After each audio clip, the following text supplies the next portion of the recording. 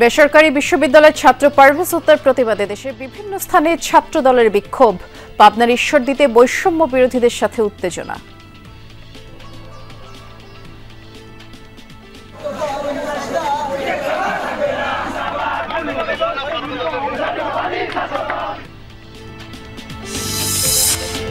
পাশ কোর্সের মর্যাদার দাবিতে ডিপ্লোমা নার্সিং ও মিডওয়াইফারি শিক্ষার্থীদের বিক্ষোভ। ষষ্ঠ দিনের মতো আন্দোলনে সুনামগঞ্জ মেডিকেলের ছাত্রছাত্রীরা।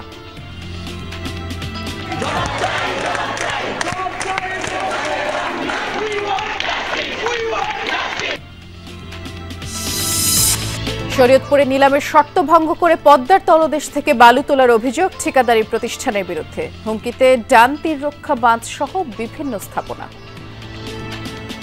রাত্র হইলে সারা রাত কাটে, বিকাল হইলে এদিকে ভিড়ায় রাখে। এখন ওই যেভাবে ড্রেজিং ইন্ডিয়া বালি কাটতেছে, এটা আমাদের আবার ভয়ের আতঙ্ক কাজ করতেছে। সরকারের সর্বোচ্চ মহল থেকে আমরা অনুরোধ জানাই যাতে অবৈধ বালি উত্তোলন বন্ধ হয়। রাশিয়ার হয়ে যুদ্ধ করা ব্রাহ্মণবাড়িয়ার আকরামের মৃত্যুতে এলাকায় শোকের ছায়া। মরদেহ ফিরিয়ে আনার দাবি স্বজনদের।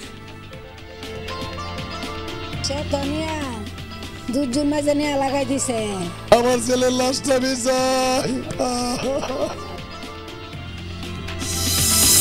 কুমিল্লায় আলুর বাম্পার ফলনেও হাসি নেই কৃষকের মুখে। সংরক্ষণের অভাব আর দাম না মেলায় নষ্ট হতে বসেছে কষ্টার্জিত ফলন।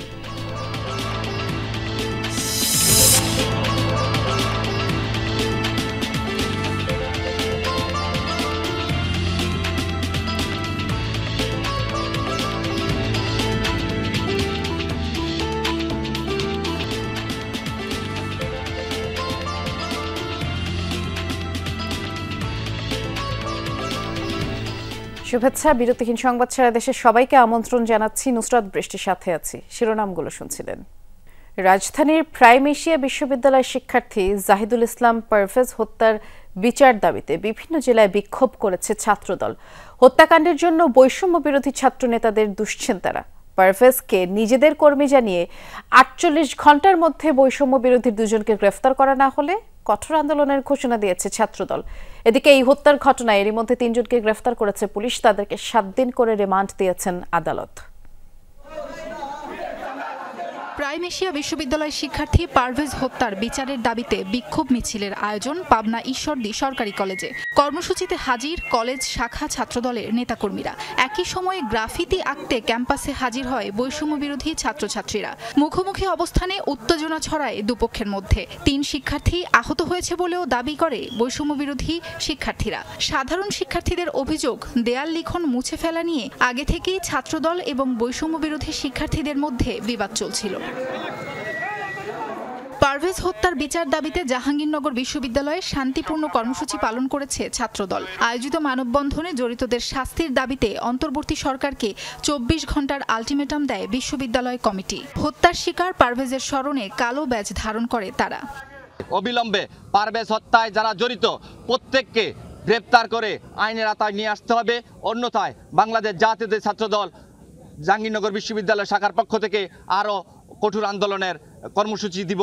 পারভেজ হত্যা গণতান্ত্রিক অধিকারের সুস্পষ্ট লঙ্ঘন। ভোলায় ঘণ্টাব্যাপী প্রতিবাদ কর্মসূচিতে হত্যাকাণ্ডে জড়িতদের কঠোর শাস্তি দাবি করে ছাত্রদল নেতাকর্মীরা।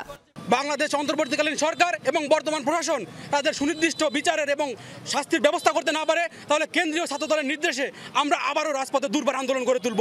তদন্ত সাপেক্ষে সঠিক বিচারের আওতায় আনার জোর দাবি জানাচ্ছি এবং দৃষ্টান্তমূলক শাস্তির দাবি জানাচ্ছি।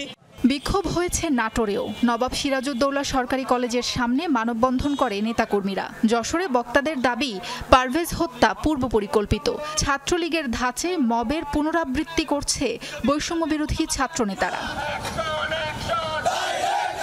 গোপালগঞ্জে মানববন্ধন ও বিক্ষোভ করেছে ছাত্রদল। মানববন্ধন হয়েছে বরিশাল সরকারি বিএম কলেজেও। অপরাধী যে দল বা সংগঠনের হোক, দ্রুত গ্রেফতারের মাধ্যমে দৃষ্টান্ত স্থাপনের তাগিদ দেন আন্দোলনকারীরা।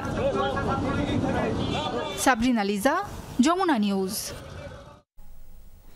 এদিকে প্রাইম এশিয়া বিশ্ববিদ্যালয়ের শিক্ষার্থী জাহিদুল ইসলাম পারভেজ হত্যায় গ্রেফতার 3 জনকে 7 দিন করে রিমান্ড দিয়েছে আদালত। আটককৃত 3 জন হলেন মোহাম্মদ আল কামাল, আলভি হোসেন জুনায়েদ এবং আলামিন সানি। মহাখালী ওয়্যারলেস এলাকায় অভিযান চালিয়ে তাদেরকে আটক করা হয়। ঘটনা তদন্তে 5 সদস্যের কমিটি করেছে বিশ্ববিদ্যালয় প্রশাসন। সাময়িক বহিষ্কার করা হয়েছে ওই 3 শিক্ষার্থীকেও। এই হত্যাকাণ্ডে ছাত্রদল বৈষম্য বিরোধী ছাত্রনেতাদের দুষছে। পারভেজকে নিজেদের কর্মী জানিয়ে আগামী 48 ঘণ্টার মধ্যে বৈষম্য বিরোধী 2 জনকে গ্রেফতার না করলে কঠোর আন্দোলনে যাওয়ার ঘোষণা দিয়েছে ছাত্রদল। গত শনিবার বিকেলে ইউনিভার্সিটি অব স্কলার্সের 2 ছাত্রীকে নিয়ে হাসাহাসির ঘটনাকে কেন্দ্র করে প্রাইম এশিয়ার ইংরেজি বিভাগের শিক্ষার্থীদের সাথে পারভেজের বাগবিতণ্ডা। আর সেখানে 30 থেকে 40 জন ঘিরে ধরে ধারালো অস্ত্র দিয়ে আঘাত করলে নিহত হন পারভেজ।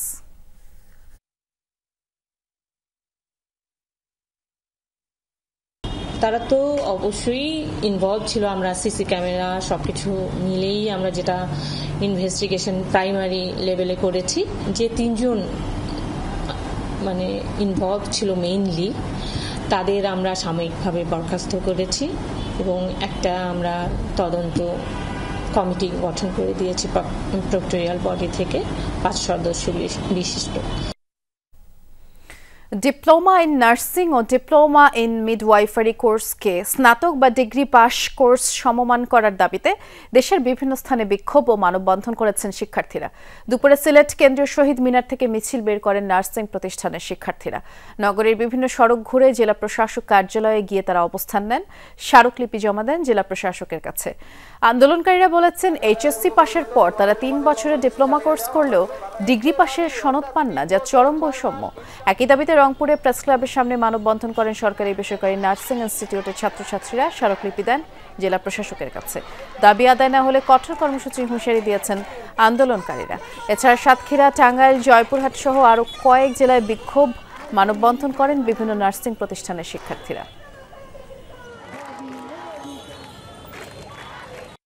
আমরা কিন্তু 3 বছর কোর্স করতেছি, আমরা সেম প্রসেসে এক্সাম দিয়ে আমাদের কোয়ালিফাই হয়ে আমরা 6 মাস ইন্টার্নশিপ করে তারপরে একজন রেজিস্টার নার্স হচ্ছি, কিন্তু তারপরেও আমাদের সার্টিফিকেটের দাম হলো এইচএসসি সমমান।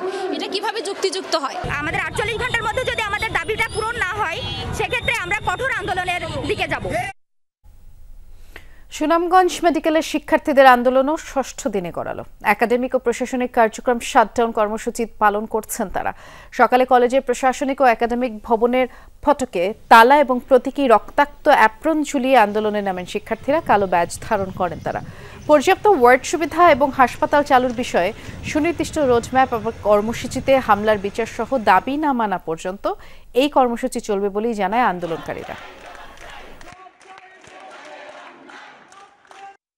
15 তারিখ থেকে আন্দোলন চলছে। আমরা মন্ত্রণালয় থেকে মন্ত্রণালয় ঘুরেছি, যখন কোনো সুষ্ঠু সমাধান পাইনি। আমরা এমন কোন সন্ত্রাসী কার্যক্রম করলাম যে আমাদের মেডিকেল স্টুডেন্টদের উপর এভাবে নৃশংসভাবে বর্বরতা চালানো হলো।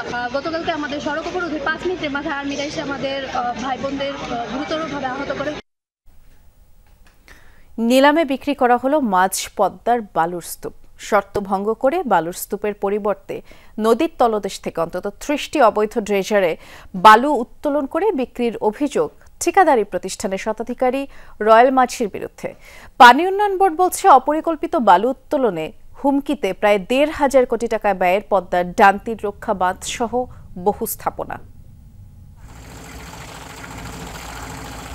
শরীয়তপুরের বাসতলা থেকে সুরেশ্বর পর্যন্ত পদ্মা নদীর চিত্র এটি।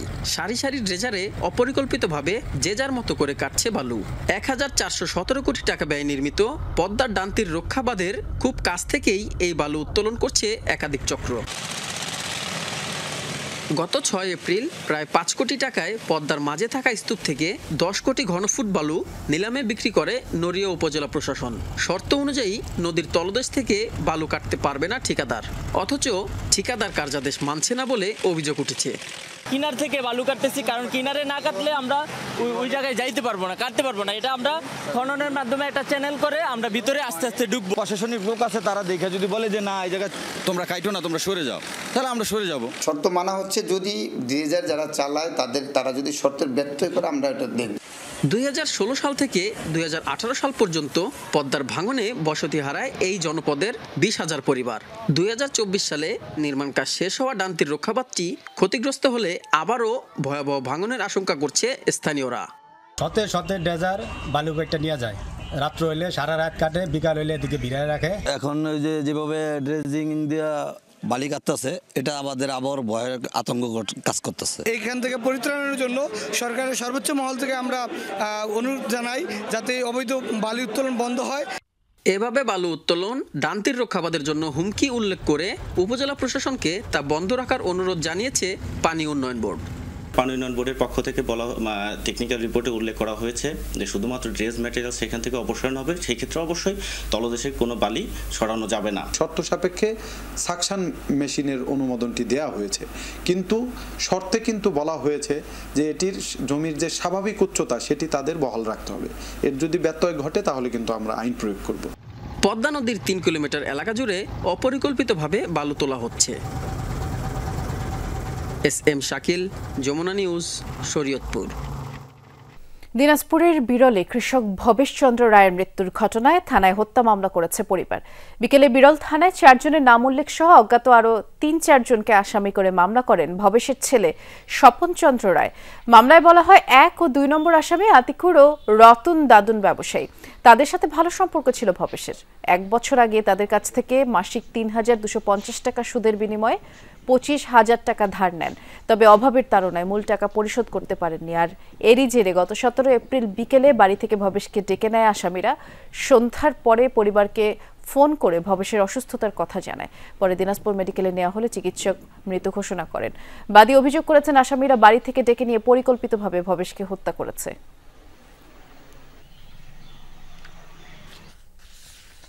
হবিগঞ্জের চুনারুঘাটে 11 বছরের শিশুকে সংঘবদ্ধ ধর্ষণের পর তা ভিডিও ধারণ করে ছড়িয়ে দেওয়ার অভিযোগে মামলা হয়েছে।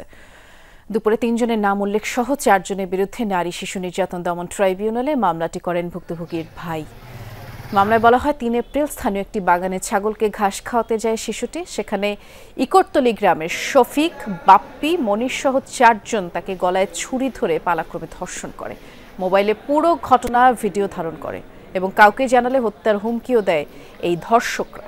পরে ভিডিওটি ছড়িয়ে দিলে ভিকটিমের ভাইয়ের নজরে আসে। ঘটনাটি জানার পর হাসপাতালে ভর্তি করা হয় শিশুটিকে। আসামিরা তারা খুব প্রভাবশালী হওয়ার কারণে তারা যে ঘটনা ঘটাইছে ঘটানোর পরে মানে তারা খুব হুমকি দামকি তারপরে দিতেছে। ছাগল আনতে যখন চেয়ারম্যানের বাগানের কাছে যায় তখন 2 নম্বর আসামি মুখে চাপটিয়ে ধরে অন্যান্য আসামিদের সহযোগিতায় বাগানের ভিতরে নিয়ে পালাক্রমে দর্শন করে। দর্শনের সময় 2 নম্বর আসামি ভিডিও ধারণ করে, সেই ভিডিও অনেকের মাধ্যমে ছড়িয়ে দেয়।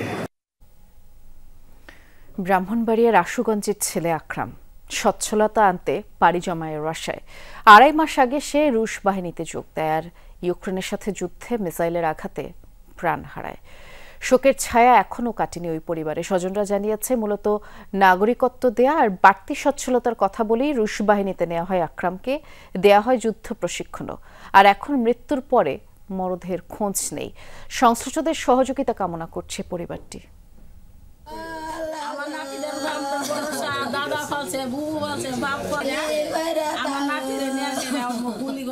বোনের বিয়ে দিয়ে ঋণগ্রস্ত হয়ে পড়ে পরিবার। হাল ধরতে প্রায় বছরখানেক আগে রাশিয়া পাড়ি জমায় ব্রাহ্মণবাড়িয়ার হোসেনপুর গ্রামের ছেলে আকরাম হোসেন। সবই চলছিল ভালো, হঠাৎ একটি ফোন কলেই যেন সব শেষ। জানা যায় রাশিয়া ইউক্রেন যুদ্ধে প্রাণ যায় এই বাংলাদেশি তরুণের। বাড়ি জুড়েই আহাজারি।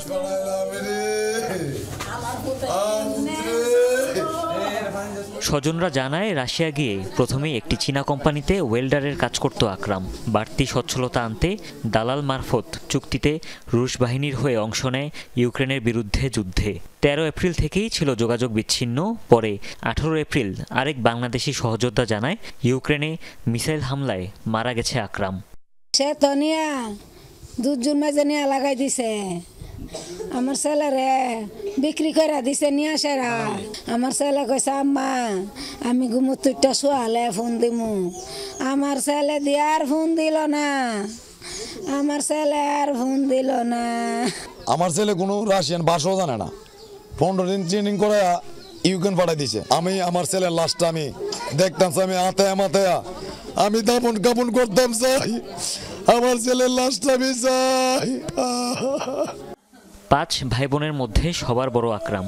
কৃষক বাবাকে নিয়ে অভাব অনটনে কাটতো সংসার। তাকে প্রবাসে পাঠাতেও লাখ লাখ টাকা ধার দেনা করে পরিবার। এখনও পিঠে সেই ঋণের খড়গ। তবে সবকিছুর উপরে মরদেহ ফেরত চায় পরিবার। আমরা কোম্পানি দিছি, আমার নাতিরে যুদ্ধের দেশে নিল কেন, আমার নাতিরে বেচলো কেন?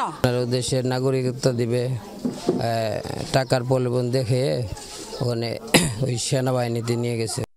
মরদেহের বিষয়ে এরই মধ্যে প্রবাসী কল্যাণ মন্ত্রণালয়ের সাথে যোগাযোগ করেছে স্থানীয় প্রশাসন। যিনি মারা গেছেন তার লাশটি বর্তমানে কোথায় আছে, কার হেফাজতে আছে এবং তিনি যে বিদেশে গিয়েছেন সে সংক্রান্ত কাগজপত্র এবং তার যে পাসপোর্ট সে সকল কাগজপত্র নিয়ে তাকে প্রবাসী কল্যাণ মন্ত্রণালয়ে যোগাযোগ করার জন্য পরামর্শ দেওয়া হয়। পরিবার জানায় আকরামকে যুদ্ধে যেতে বারণ করেছিলেন তারা। উত্তরে আকরাম জানায় ইচ্ছে থাকলেও দেশে ফেরার আর উপায় নেই তার। হুমায়ুন রশিদ, যমুনা নিউজ। কুমিল্লায় বৈষম্য বিরোধী ছাত্র আন্দোলনে পুলিশ লাইন্সে শিক্ষার্থীদের উপরে হামলার মামলায় 4 আইনজীবীকে কারাগারে পাঠিয়েছেন আদালত। দুপুরে সিনিয়র জেলা ও দায়রা জজ আদালতের বিচারক মাহবুবুর রহমান এই আদেশ দেন। এই কারাগারে পাঠানো আইনজীবীরা হলেন কুমিল্লা বারের সাবেক সভাপতি মোস্তাফিজুর রহমান লিটন, জাহাঙ্গীর আলম ভূঁইয়া, সাইফুল ইসলাম, জাকির হোসেন। উচ্চ আদালতের দেয়া জামিনের মেয়াদ শেষে আজ কুমিল্লা আদালতে হাজির হয়ে জামিন আবেদন করেন তারা। পরে আদালত আবেদন নামঞ্জুর করে কারাগারে পাঠানোর আদেশ দেন। একই সাথে এই মামলায় জামিনের মেয়াদ শেষ হওয়া 2 আসামির বিরুদ্ধে গ্রেফতারি পরোয়ানাও জারি করেন। এদিকে আইনজীবীদের উপস্থিতির খবরে আদালত পাড়ায় উত্তেজনা ছড়ায়। তাদেরকে লক্ষ্য করে কেউ কেউ ডিম নিক্ষেপ করেন। বিচারের দাবিতে বিভিন্ন স্লোগানও দেয় বৈষম্য বিরোধী শিক্ষার্থীরা।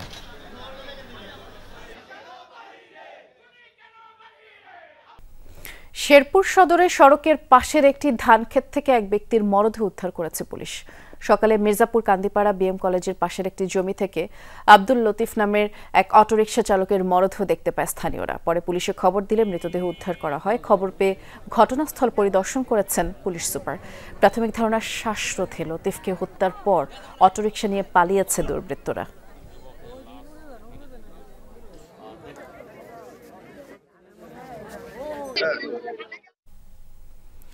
2025 সালের হজযাত্রীর শতভাগ বাসা ভাড়া হয়ে গেছে, আর ভিসা হয়েছে 40,000 মুসল্লির।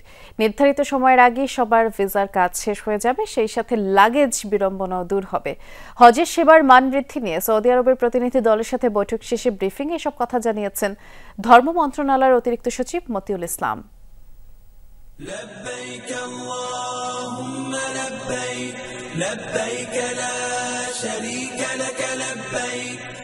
প্রতিবছর হজের মৌসুমে বাড়ি ভাড়া নিয়ে বেশ জটিলতায় পড়েন মুসল্লিরা।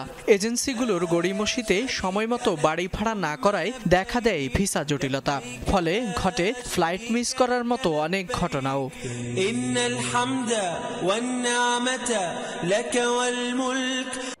তবে এবছর হজ কার্যক্রমের শুরু থেকেই বাড়ি ভাড়ার বিষয়ে কঠোর অবস্থান নিয়েছে ধর্ম মন্ত্রণালয়। সময়মতো কাজ শেষ না করলে এজেন্সির লাইসেন্স বাতিলের হুঁশিয়ারি দিয়েছিলেন ধর্ম উপদেষ্টা। তার ফলও মিলেছে হাতে নাতেই। নির্ধারিত সময়েই বাড়ি ভাড়া সম্পন্ন হয়েছে শতভাগ।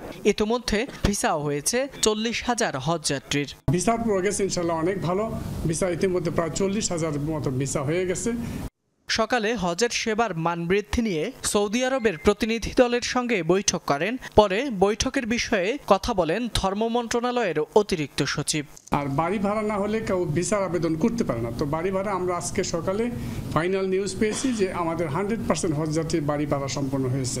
আমরা বলছি যে মক্কা এবং মদিনায় অন্তত দুইটা ড্রপিং পয়েন্ট যাতে তারা দেয়, তো তাকে আমরা বলেছি উনি চেষ্টা করবেন। গেল বছরও হজযাত্রীদের লাগেজ নিয়ে পোহাতে হয়েছিল ভোগান্তি। এবার সেই বিড়ম্বনাও থাকবে না বলে জানালেন তিনি।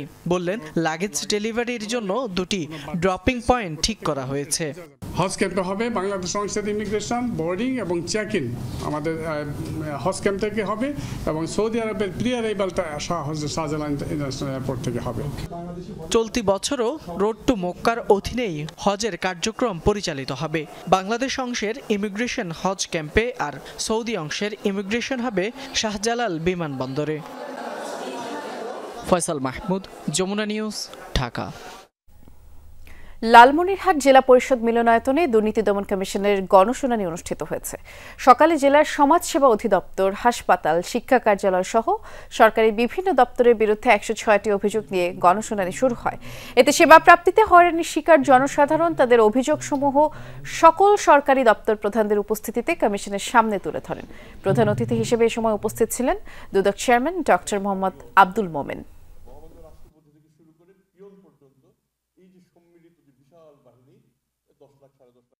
নিজেদের মধ্যে এক ধরনের জাগরণ প্রয়োজন যে আমরা দুর্নীতির সাথে আপোষ করব না করব না। অনেক সময় আমরা এটাও দেখি যে একজন খুব ভালো কর্মকর্তা ঘুষ খান না, দুর্নীতি করেন না, কিন্তু কাজও করেন না। এটা তো আরো খারাপ। আপনাকে যে কাজের দায়িত্ব, রাষ্ট্র আপনাকে যে কাজের দায়িত্ব দিয়েছে, দ্য এনট্রাস্টেড ডিউটি, সেই কাজটা তো সবার আগে করতে হবে। লালমনিরহাটের বুড়িমারিতে আন্তনগর ট্রেনের দাবিতে রেলপথ ও মহাসড়ক অবরোধ করেন স্থানীয়রা। দুপুরে বুড়িমারি ঢাকা মহাসড়কের পাটগ্রাম সরকারি কলেজ এলাকায় সংগ্রাম উন্নয়ন পরিষদের ব্যানারে অবরোধ করেন তারা। এতে সড়কে যান চলাচল বন্ধ হয়ে চলাচলকারীরা ভোগান্তিতে পড়েন। বিক্ষুব্ধরা বলেন, আন্তনগর বুড়িমারি এক্সপ্রেস ট্রেনটি লালমনিরহাট ঢাকা রুটের পরিবর্তে বুড়িমারি থেকে ঢাকা রুটে চালুর আশ্বাস দেওয়া হলেও তার বাস্তবায়ন হয়নি। এতে করে 4 উপজেলার মানুষ এই সুবিধা থেকে বঞ্চিত হচ্ছে। দ্রুত সময়ের মধ্যে দাবি মেনে নেওয়ার আহ্বান জানিয়েছেন তারা। একই দাবিতে সকাল থেকে লালমনিরহাট বুড়িমারি রেলপথ অবরোধ করেন স্থানীয়রা। এতে যাত্রীবাহী দুটি ট্রেন আটকা পড়ে। রূপগঞ্জে অবৈধভাবে নির্মাণাধীন ভবনের উচ্ছেদ অভিযান চালিয়েছে রাজধানী উন্নয়ন কর্তৃপক্ষ রাজুক। সকালে উপজেলার তারাবো পৌরসভার রূপসী থেকে শুরু করা হয় এই অভিযান, যা বিকেল পর্যন্ত চলে। এ সময় ভেঙে ফেলা হয় ভবনগুলোর অতিরিক্ত অংশ। এর পাশাপাশি ভবন মালিকদের 2 লাখ টাকা জরিমানা সহ সতর্কও করা হয়। রাজুকের নির্বাহী ম্যাজিস্ট্রেট মোহাম্মদ মনির হোসেন হাওলাদার বলেছেন, পৌরসভার প্রায় সব এলাকাতেই অবৈধভাবে ভবন নির্মাণের কাজ চলছে। এ পর্যন্ত 6টি নির্মাণাধীন আবাসিক ভবন, একটি হাসপাতাল, একটি শিল্প প্রতিষ্ঠানে অভিযান চালিয়ে প্রাথমিকভাবে শাস্তি প্রয়োগ করা হয়েছে। আর ভবিষ্যতে নিয়ম বহির্ভূতভাবে কাজ করলে আইনের প্রয়োগ করা হবে বলেও জানিয়েছেন তিনি। 3টি স্থাপনাতে জরিমানা করা হয়েছে 50,000, 50,000 এবং 1 লক্ষ টাকা, মোট 2 লক্ষ টাকা। আর একটি স্থাপনাতে মালিক পক্ষকে পাওয়া না যাওয়ায় তাদের মিটারটাকে ডিসকানেক্ট করা হয়েছে। ভ্যাপসা গরমের পর ঝড়ো হাওয়া সহ বৈশাখ বৃষ্টিতে ভিজেছে দেশের বিভিন্ন জেলা। সকালে জামালপুর ও সুনামগঞ্জে আকাশ মেঘলা হয়ে বর্ষণ শুরু হয়। কৃষকরা জানায়, বৃষ্টি ও বজ্রপাতের কারণে ঘরে ফসল তুলতে পারছেন না তারা, এবং মাঠ ভর্তি পাকা ধান, তারপরও প্রাণ ভয়ে জমিতে নামেন না কৃষকরা। কালবৈশাখীর প্রভাবে এই ক্ষয়ক্ষতি থেকে বাঁচতে নিচু জমিতে ধান 80% পরিপক্ক হলে কেটে তা সংরক্ষণের পরামর্শ দিচ্ছে কৃষি বিভাগ। এদিকে বৃষ্টি হয়েছে সাতক্ষীরা, নোয়াখালীতেও। আকস্মিক বর্ষণে জনমনে প্রশান্তি নেমে আসে এবং বৃষ্টিপাতের পরে তাপমাত্রার পারদ সহনীয় হয়ে আসে। হঠাৎ বৃষ্টিতে সাময়িক বিপাকেও পড়তে হয়েছে খেটে খাওয়া ও কর্মজীবী মানুষকে।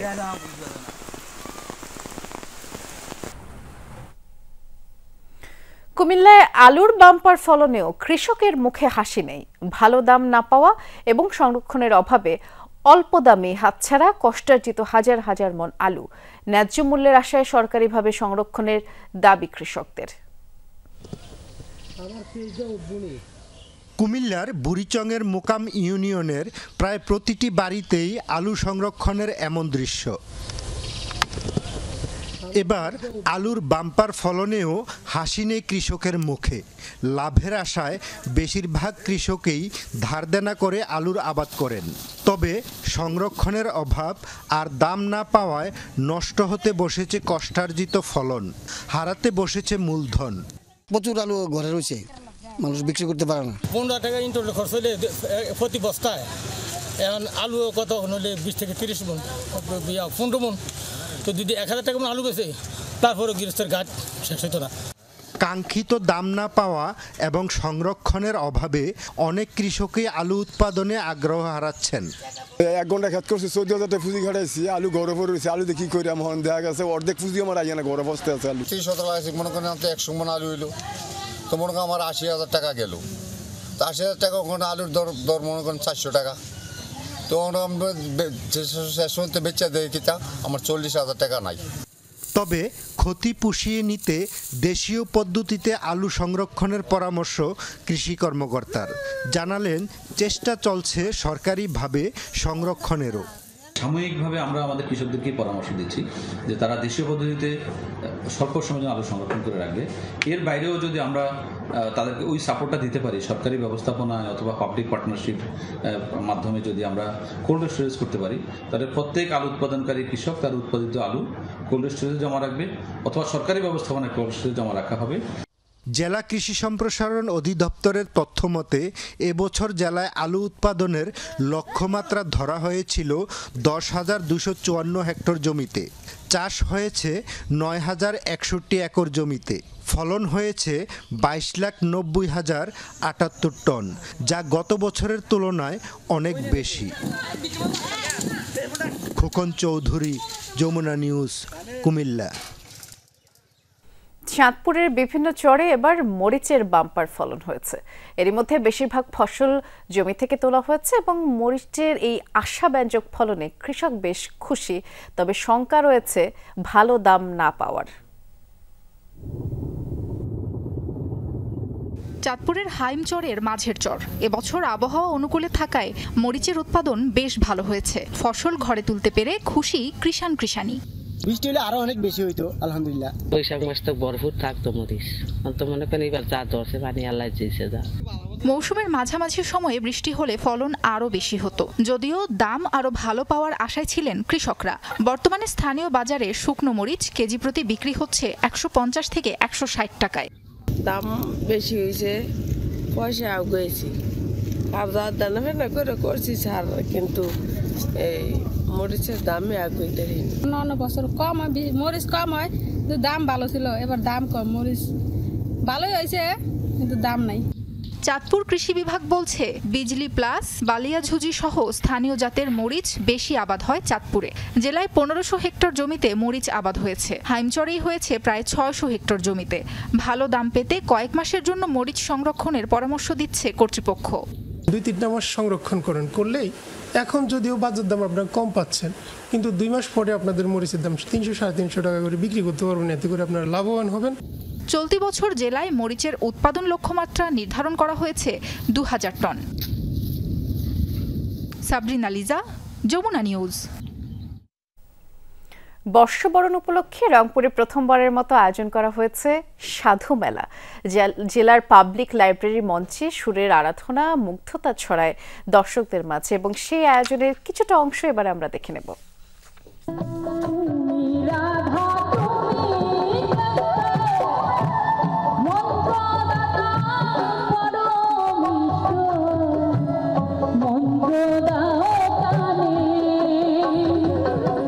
আমাদের যে শিকড় লালন গীতি, এই লালন গীতি আমাদের জনগণ আবার শুনতে পাচ্ছে। লালন সঙ্গীত যারা, সাধু যারা, তারা নতুন করে ফিরে এসেছে। লয়ে সাঙ্গ পাঙ্গ বনবিহঙ্গ প্রসন্ন করিলেন। আমরা আসলে আমাদের বাউল ফকিররা আমাদের নিগুড় ইসলামের কথা বলেছে, সনাতনের নিগুড় কথা বলেছে, কিন্তু বাংলায় খুব সহজে। সাধুরা যেমন তাদের জীবনটা নির্মোহ জীবন যাপন করে, সব কিছুর ঊর্ধ্বে বাংলাদেশকে প্রাধান্য দিয়ে বাংলাদেশকে এগিয়ে নিয়ে যাওয়ার এই মূল মন্ত্রটা এই সাধু মেলা থেকে আমরা মূলত প্রত্যাশা করছি।